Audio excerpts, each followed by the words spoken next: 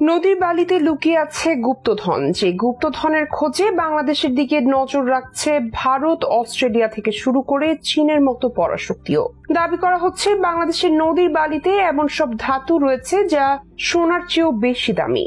নদীর নিচে লুকিয়ে থাকা এসব খনিজ সম্পদই বদলে দিতে যাচ্ছে বাংলাদেশের অর্থনীতিকে।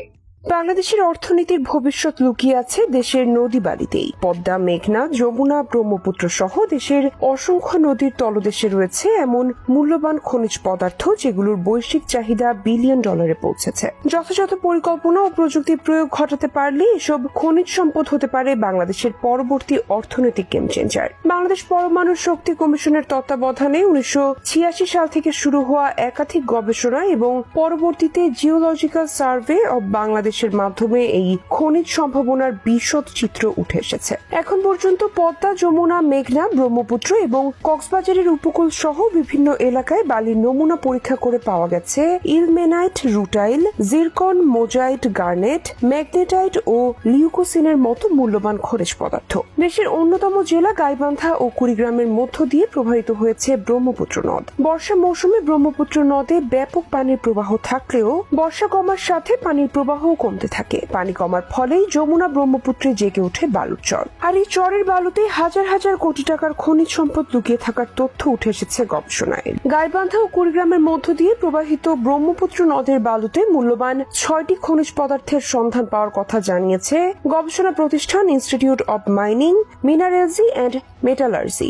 গবেষণা প্রতিষ্ঠান বলছে প্রতি 1 বর্গ কিলোমিটার এলাকায় প্রাপ্ত খনিজ সম্পদের টেকনো ইকোনমিক ইভ্যালুয়েশন ছাড়াই দাম প্রায় 4,000 কোটি টাকা। খোঁজ নিয়ে জানা গেছে যে এই 6টি খনিজের রয়েছে বহু ব্যবহার।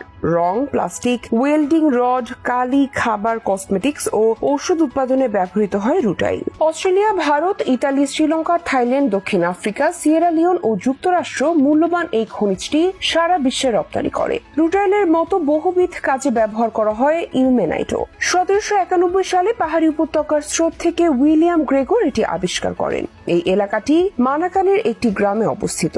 সর্বপ্রথম রাশিয়ার ইলমেনস্কি পর্বতশ্রেণীতে ইলমেনাইট আবিষ্কৃত হয়। জায়গাটির নাম অনুসারে এটির নাম রাখা হয় ইলমেনাইট। ইলমেনাইট হল টাইটানিয়াম ডাই অক্সাইডের প্রধান উৎস, যা রং, কাপড়, প্লাস্টিক, কাগজ, সানস্ক্রিন, খাদ্য ও প্রসাধনীতে ব্যবহৃত হয়। জিরকন ব্যবহৃত হয় সিরামিক, টাইলস, রিফ্যাক্টরিজ ও মোল্ডিং স্যান্ডসে।